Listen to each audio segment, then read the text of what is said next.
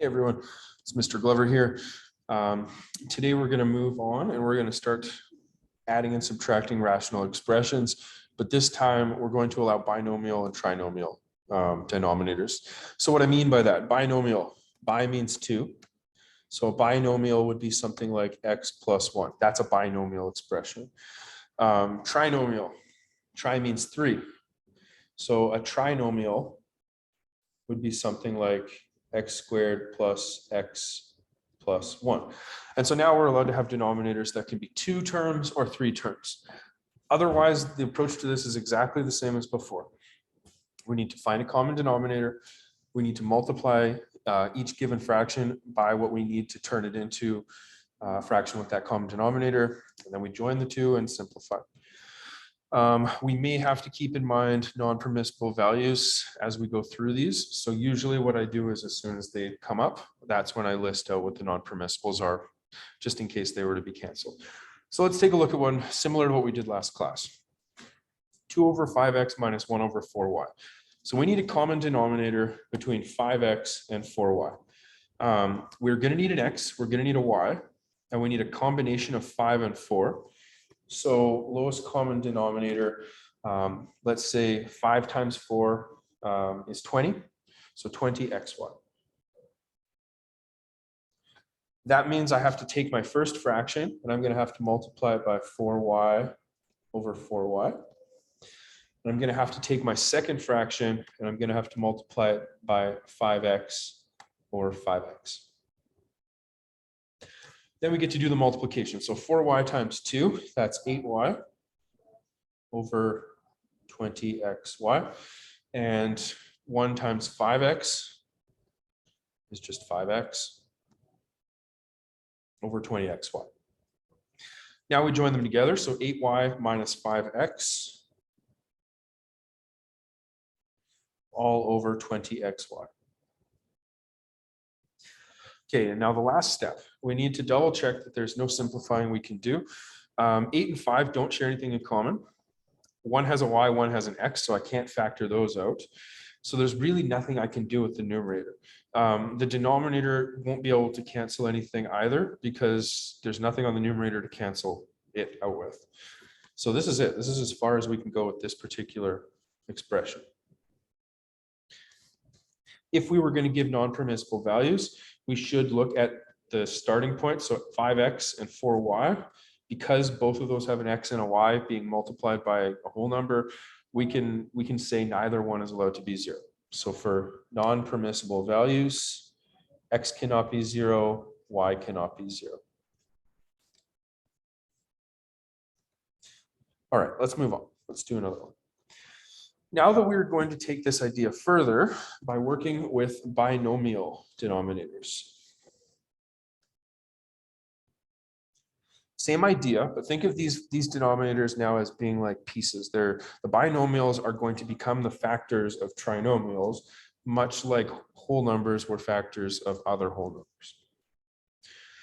Okay, so here's the steps. Find a common denominator, step 1. Step 2, turn each fraction into one with a common denominator by multiplying by 1. As long as the top of the fraction and the bottom of the fraction are the same, you can multiply by 8. Complete the addition and subtraction. Step 4, simplify. Except now we have to first factor binomial denominators in order to easily make a common denominator. So some of these we might have to factor before we do anything. Some of these we might be able to just immediately start finding common denominators. So let's take a look at this one.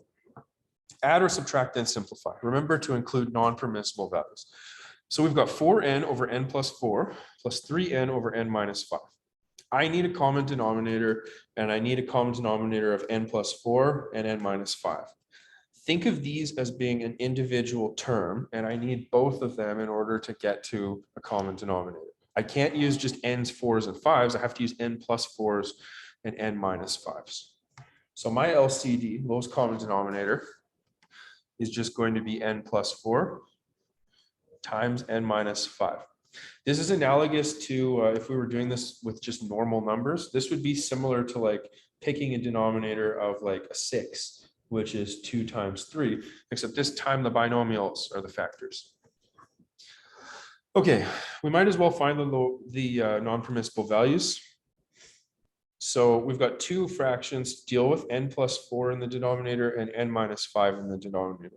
Neither one can be 0. So for the first one, n is not allowed to be minus 4. For the second one, n cannot be plus 5. Either of these are going to create an issue because we'll be dividing by 0, not allowed, which is why they're non-permissible in the first place. All right, now we need to turn these into fractions with the common denominator. So I'm going to take the first fraction and I'm going to multiply it by n minus 5 over n minus 5. I'm going to put brackets in to remember that I might have to do FOIL. And I'm going to do the same thing with the second fraction, but this time it's n plus 4 over n plus 4.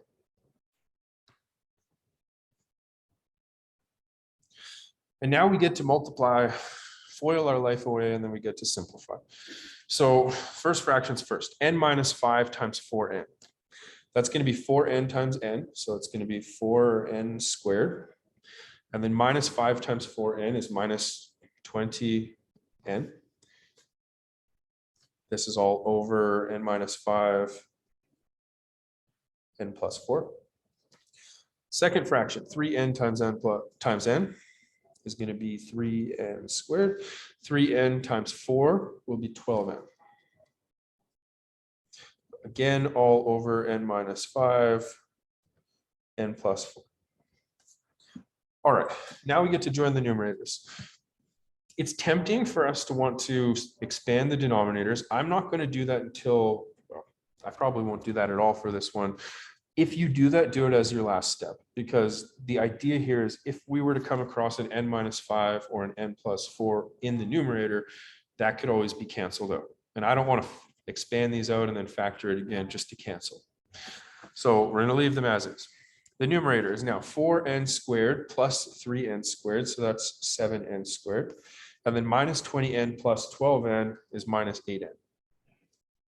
This is all over n minus 5 times n plus 4.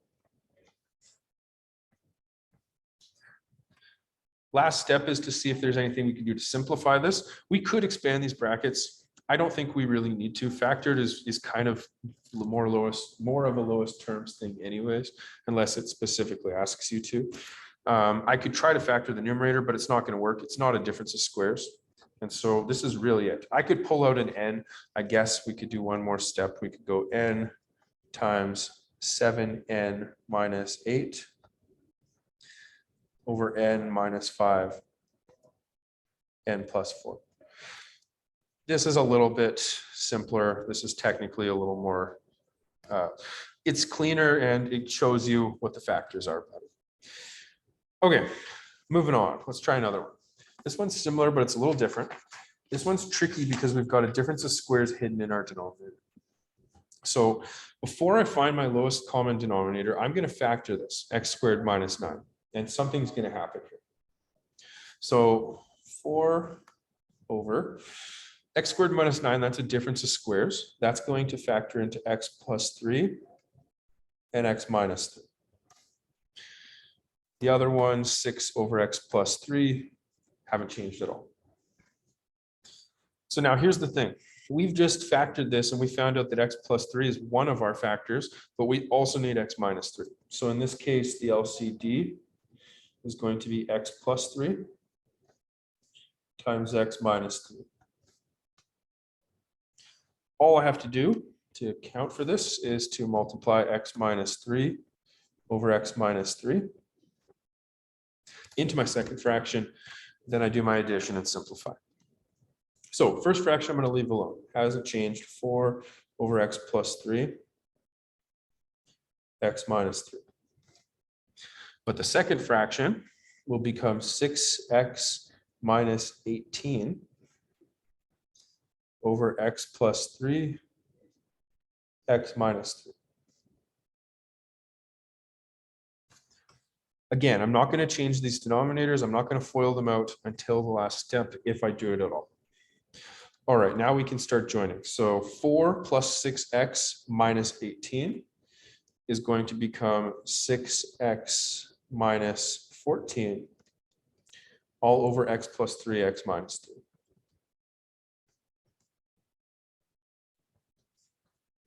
We now need to check to see if there's any more simplifying that could be done. There is. 6 and 14 both share a factor of 2. We can divide them both by 2. So one more step. This is going to become 2 times 3x minus 7 all over x plus 3, x minus 3. That's as far as we can go. We didn't do our non-permissible values. We should probably do that. That's our last step. Well, it probably should have been our first step. I'm going to look at it in the second line though, because this is where we really get to see all the denominators. We've got an x plus 3, an x plus 3, and an x minus 3 all in our denominator. So that tells me x plus 3 can't be 0 and x minus 3 can't be 0. As far as non-permissible values go, x can't be minus 3 because that will make x plus 3 0, and it also can't be plus 3 because that'll make x minus 3 0. So these are our non-permissible values.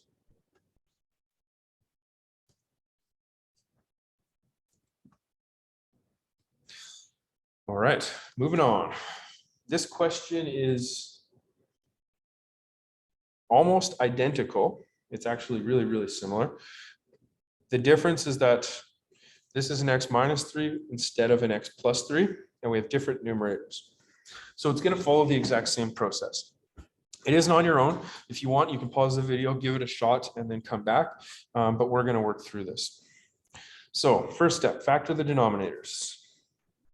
2 over x squared minus 9 is a difference of squares. That's x plus 3 times x minus 3. The other fraction, 3x over x minus 3, that can stay as is. So now we need a common denominator. That common denominator, LCD, is going to be x equals 3, or sorry, what am I doing? It's going to be x plus 3 times x minus 3. Just like the last question, we're going to multiply the second fraction, but this time it's x plus 3 over x plus 3.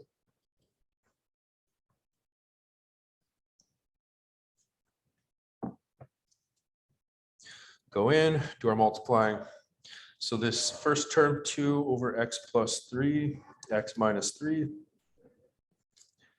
plus 3x times x, 3x squared, 3x times 3, plus 9x, all over x plus 3,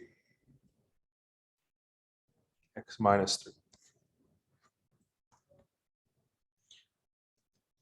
All right, do the addition.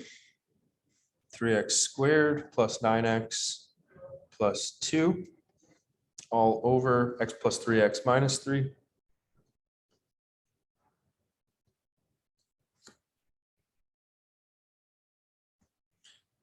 And we are done. Last thing we should probably check, it's always the last step, we should make sure that there's nothing that can be canceled out. To do this properly, we would really have to take the numerator and we would have to factor it. The idea is that if an x plus 3 or an x minus 3 shows up, we could cross them out and then we'd have a simpler expression. If we were to plug 3 in for x or minus 3 in for x, and it turns into a 0, that's a shortcut to see whether or not the numerator has these factors. And if we do that, we're going to find that it doesn't have them as factors. So this is just a shortcut to tell us that we don't need to factor. We don't need to go any further.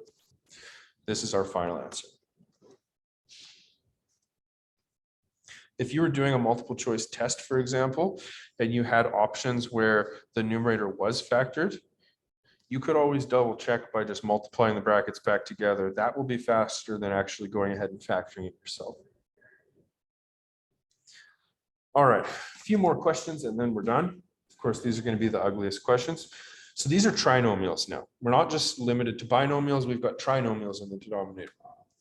But it's the same thing. They're just quadratic expressions. They're going to factor to two sets of brackets. So when we go to factor these things, those are going to tell us what the factors of our lowest common denominator is. And the LCD is going to be a combination of whatever factors are in one fraction and whatever factors are in the other fraction. That's what it's going to come down to. So step one, factor the denominators.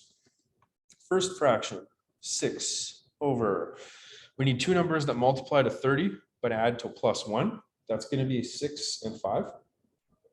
So we're going to turn this into x plus 6 and x minus 5. Excuse me. Second fraction is a difference of squares. X squared minus 25 is x minus 5, x plus 5. All right, so now it comes time to actually build the LCD. This is what I was trying to get across on the first page that I think was a little bit confusing. These are now your building blocks for the LCD. One of them is an x minus 5. I've got an x minus 5 in two places. So that's common. One of them is an x plus 6. I've only got that in one place. And the other one is an x plus 5. I need all three of these for my LCD. So my lowest common denominator is going to be x plus 6 times x plus 5 times x minus 5. We just need to multiply each fraction by the missing piece, and then we get the common denominator that we want, and we can simplify. So our first fraction, we've got x plus 6, we've got x minus 5. We don't have x plus 5. So I'm going to multiply by x plus 5 over x plus 5. Putting in brackets to remind myself I might need to FOIL. The second fraction has x plus 5 and x minus 5. It doesn't have an x plus 6. So I'm going to multiply by x plus 6 over x plus 6. We're going to do the multiplication. I'm not going to multiply the denominator yet because then I have a cubic and I don't know how to factor that once I've got there. Numerator is going to become 6x plus 30 over x plus 6, x plus 5, x minus 5. The second fraction, the numerator is going to become 4x plus 24. Same denominator, x plus 6, x plus 5, x minus 5. All right, join the numerators. So 6x minus 4x leaves us with 2x. 30 minus 24 leaves us with a 6. And we've still got this ugly denominator, x plus 6, x plus 5, x minus 5.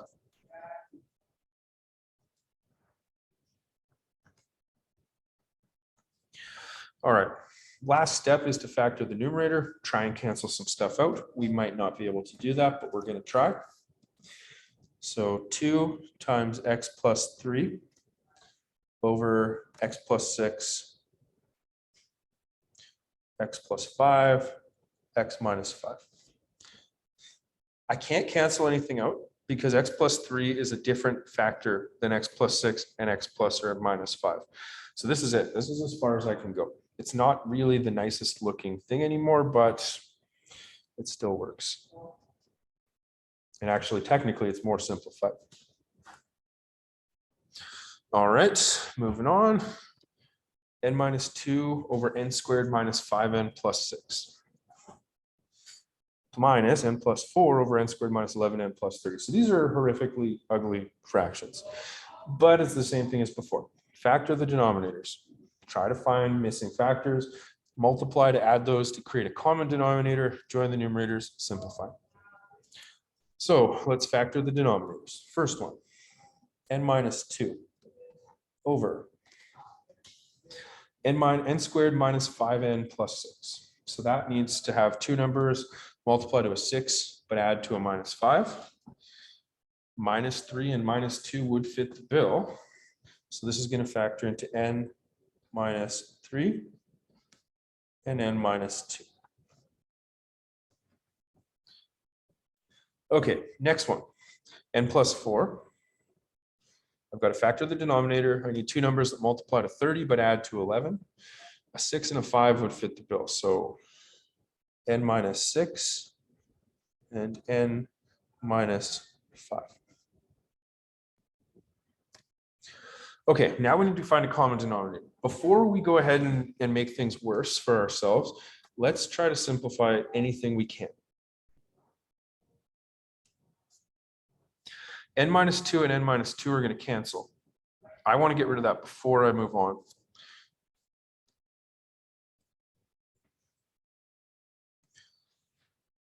Now, this is going to just become 1 over n minus 3 minus n plus 4 over n minus 6, n minus 5. Okay, before we go any further, let's find our non-permissible values, because if not, we're probably going to forget that n minus 2 used to be here. So we have n minus 3, n minus 2, n minus 6, n minus 5. None of those can equal 0. So as far as the non-permissible values go, I have n cannot equal 3, n cannot equal 2, n cannot equal 6, and n cannot equal 5. All of these are non-permissibles. And you know what? I think we forgot it on the last question too. Let's do that quickly before we forget again. So at the start of the question, we had a 6, a minus 5, and a plus 5. So for non-permissible values, x cannot equal minus 6, x cannot equal plus 5, and x cannot equal minus 5.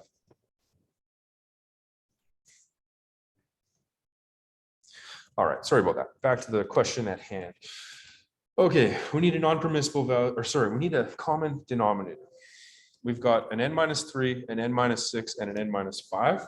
So our lowest common denominator is just a combination of these, n minus 3, n minus 6, and n minus 5. I'm going to multiply the first fraction by n minus 6 and n minus 5 because those are what I'm missing.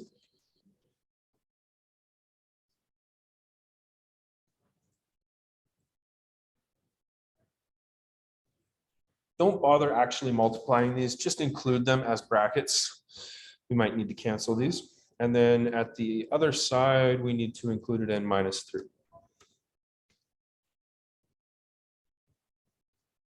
Okay, let's write this out again. N minus 6, n minus 5 over n minus 6, n minus 5, n minus 3 minus n plus 4, n minus 3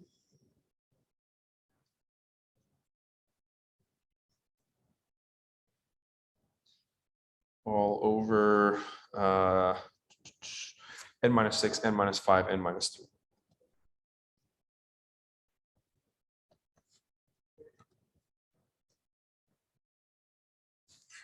Okay, so we're starting to run out of room. We've got a few steps left. Okay, we need to go ahead and subtract these.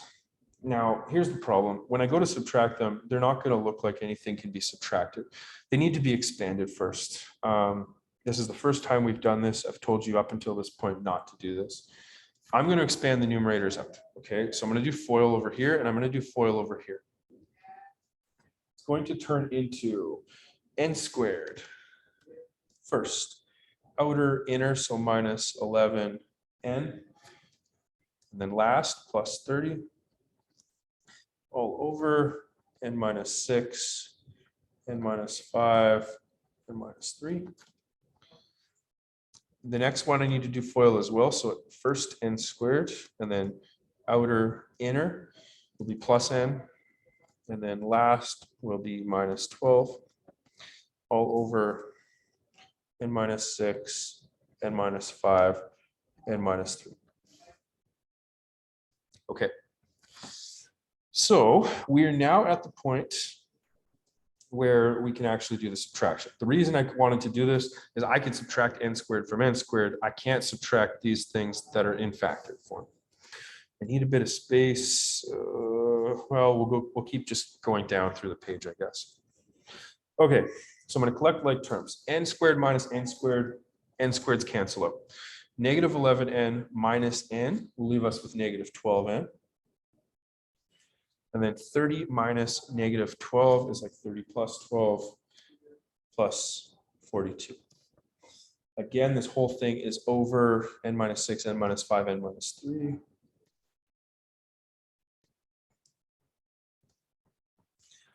We're almost done. One more step, we've got to simplify this. Because we've got a 12 and a 42, both of those can have a 6 factored out. So I'm going to pull that 6 out. Actually, let's pull out a minus 6. This is going to become 2n plus or minus 7, sorry. And the denominator n minus 6, n minus 5, n minus 3.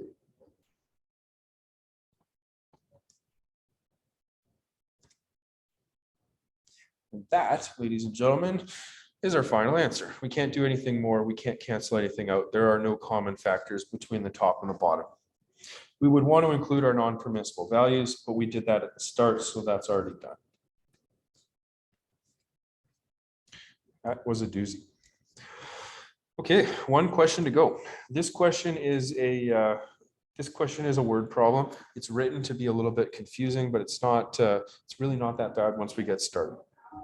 Let's read through it again to pull out the information, and then we'll see if we can tackle this. Okay, Aaron goes on a trip to New York to attend a One Direction concert and to go to a math conference.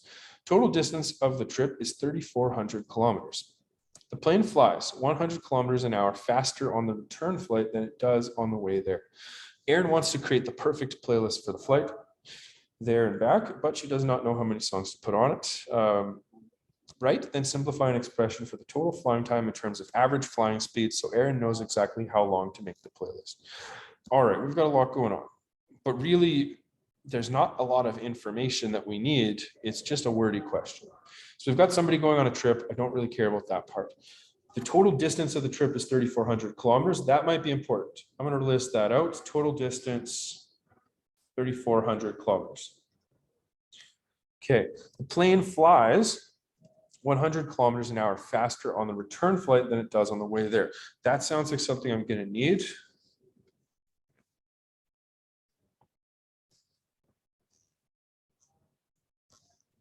So I'm going to write that out as V return equals V plus 100.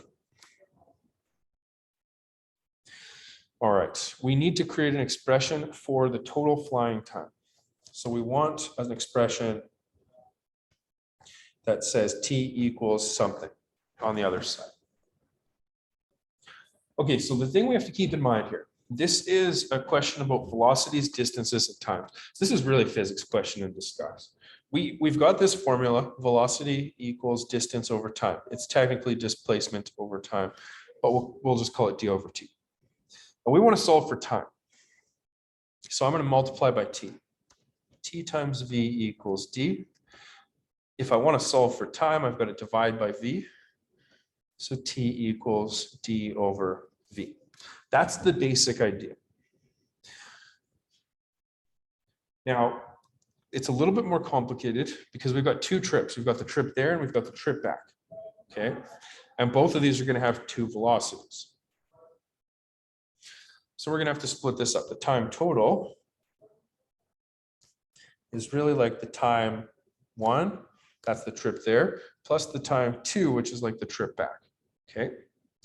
Each of these can be broken apart into distance over velocity. Make sure I give myself space. I might preemptively divide the page up just in case. Okay, so I'm going to break these apart into distance over velocity 1 plus distance over velocity return, I guess. We'll call it V2. That's the return velocity. Okay, now we can start actually filling these in. So our time, our distance is 3,400 kilometers. Our velocity is v. That's just the speed we're going at in a given direction. Okay, the other one's the same thing, 3,400, but instead of divided by v, it's 100 kilometers faster, kilometers an hour faster, so it's v plus 100. All right, we're now at the point where we can write this or we can join these fractions together and we can come up with just one expression. So we need a common denominator. We need v and v plus 100. Unfortunately, we have to actually multiply by v plus 100 and by v. So I'm gonna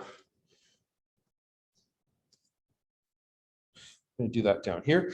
So first fraction, remember, we need a common denominator. And that common denominator is v times v plus 100. First fraction, I'm going to multiply by v plus 100 over v plus 100. Times by 3400 over v. Second fraction, I'm going to multiply by v over v. Times by 3400 over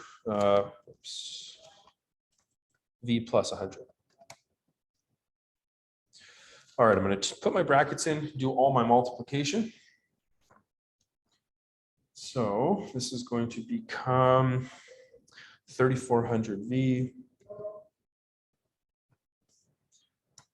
plus 340,000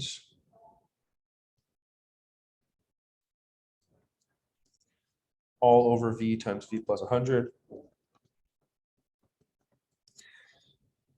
Second fraction is just going to be 3400 v over v times v plus 100. Okay, I'm going to go back up to the other side to simplify this. So I'm going to join these together. Let's do that here and we'll go back up again. So what's this going to become? 3400 plus 3400. 6,800 v plus 340,000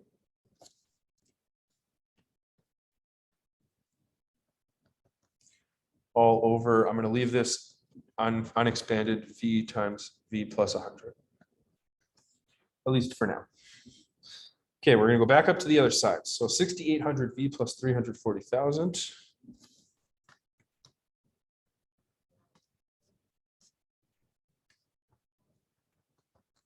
All over v times v plus 100. Technically, this is an expression. This will work. I'm going to simplify this a little bit more. All